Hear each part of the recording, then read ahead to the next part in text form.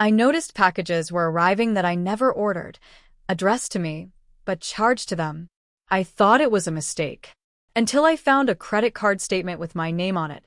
When I asked her why she used my identity, she said, "You left your Wi-Fi open." I took that to the bank. What happened next? She still doesn't know what's coming. It started quiet. One box. Small package on my porch one morning. No return label I recognized. I brought it inside, opened it, and saw a brand new electric toothbrush. Way fancier than anything I'd ever buy. I looked at the shipping label. It had my full name. Spelled right. My address. Nothing felt wrong on paper, except I never ordered it. I figured maybe someone sent it to me by mistake. Or it was a weird scam. I set it aside. But 2 days later, there was another box. Then another. All the same, my name, my address, things I didn't order. A candle. Some fancy kitchen spatula. Pet toys. I don't own a pet. I started wondering if someone was using my name as part of some return scam or dropshipping thing. Then the bigger stuff started showing up. A pair of boots. A slow cooker. A Fitbit. All unopened. All addressed to me. I started checking my actual credit card accounts. Nothing there. But one day I found a letter from a bank I'd never used before. It had my name on it. Inside was a credit card statement. Balance over $3,000. I called them. They asked all the regular stuff, my social, my birth date, my address. I gave it. But then the woman on the phone got weirdly quiet. She said, "Sir, this account was opened in person. It shows verification with photo ID." Asked where. She gave me the address of a branch 10 minutes from my place. And that's when it hit me. Someone used my info. In person. With fake ID. I couldn't stop thinking about Kara. She moved in downstairs about a year ago. I helped her carry a couch up the stairs her first day. She always seemed friendly, maybe a little nosy. Talked a lot. Laughed loud. A few days after she moved in, she asked if she could borrow my Wi-Fi just for a few days while she waited for her own setup. I gave her the password. I didn't think twice. She started asking weird questions over time. Like, one day, she asked to see a letter I got from the DMV to check if our address formatting was the same. I didn't think much of it. I let her take a look. She gave it back fast. Looking back now, I see it clear as day. She got my full legal name. My address. Likely copied the ID number off the letter. Probably more. I knocked on her door. She opened it like nothing was wrong. I didn't yell. I just held up the credit card statement. She looked at it, then at me, and she said, "Oh, that. You left your Wi-Fi open." Like it was no big deal. Like that gave her the right. I didn't say anything.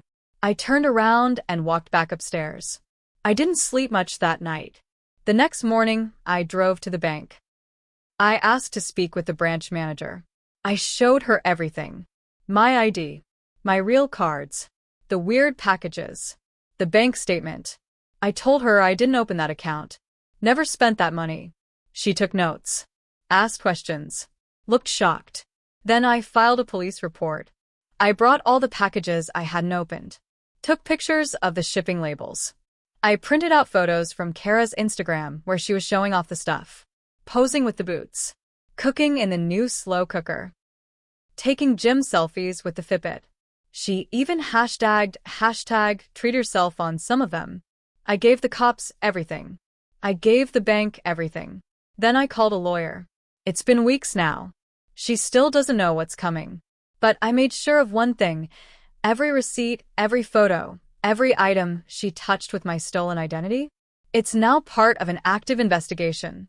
After the police took the report, I expected something to happen fast. Arrests. Questions. Maybe even a knock on her door. But days passed. Nothing. I kept seeing her downstairs. Laughing with delivery guys. Posting online. It made me sick. Then one afternoon I got a call from the detective assigned to my case. He said they needed more proof that she actually used the card herself, that she wasn't just receiving packages accidentally. I almost laughed. accidentally receiving $3,000 worth of stuff she was literally posting about. But I stayed calm. I asked, "What do you need?" He said, "Anything that connects her physically to the purchases. Video footage. Signatures. Surveillance. Something that makes it undeniable." So I did the one thing I hadn't done yet. I checked my own security camera. I'd set up a cheap one facing the porch a while ago after a package got stolen. I hadn't looked at the footage in months. But there it was.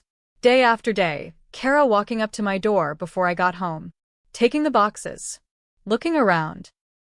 Sometimes even scanning them like she was checking what was inside. Sometimes she took the whole box. Other times, she opened it, took the contents, and left the empty box. She didn't even try to hide it. I saved every clip, dated them, labeled them. I brought the flash drives straight to the detective. He watched the first few and said, "This changes everything." That same week, I got a letter from the bank. They were reversing the charges and flagging the account as identity theft.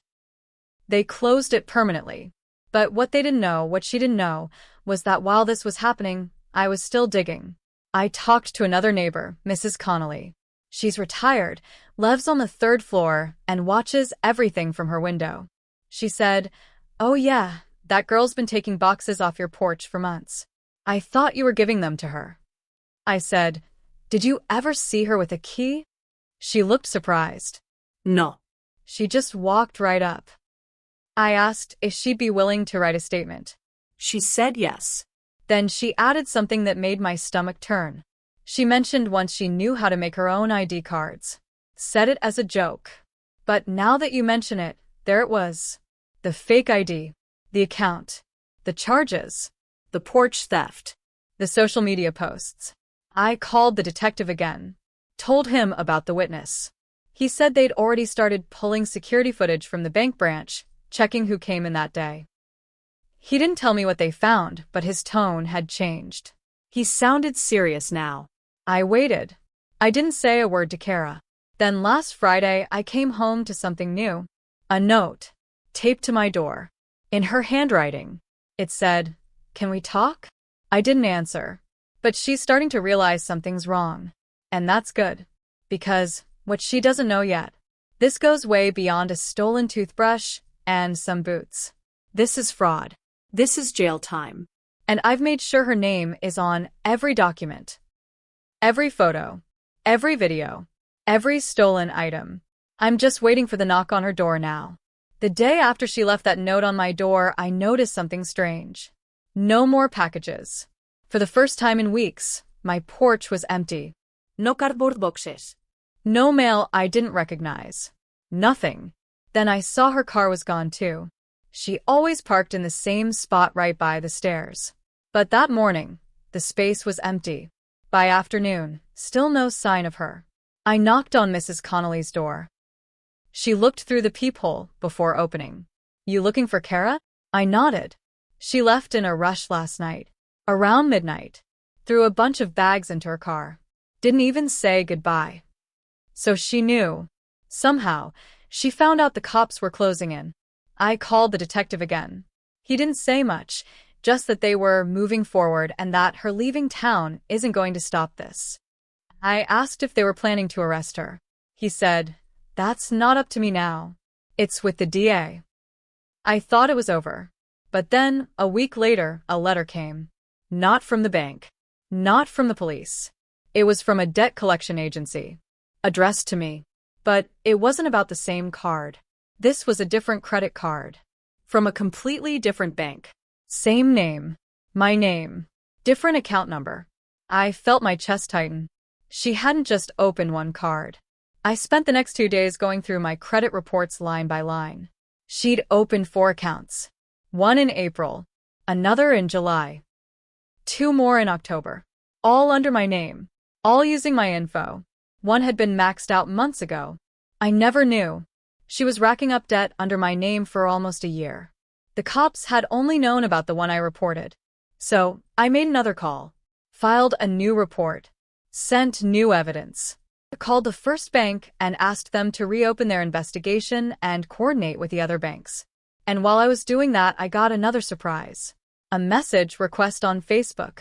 From someone I didn't know. A guy named Lucas.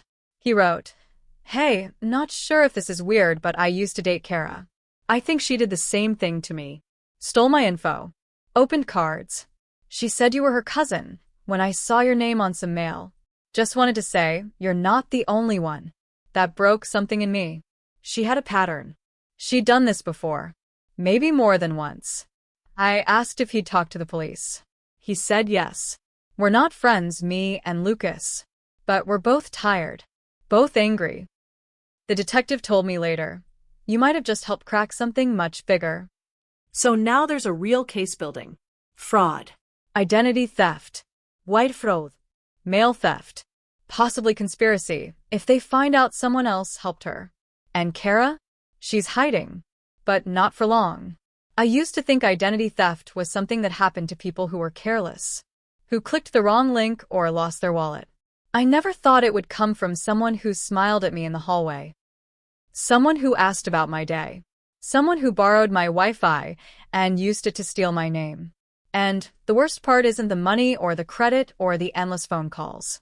It's that now, even in my own home, I double-check the locks and wonder who's watching from the window. I don't trust people the way I used to. And I keep asking myself one question I can't shake. If she'd never gotten caught, how far would she have gone?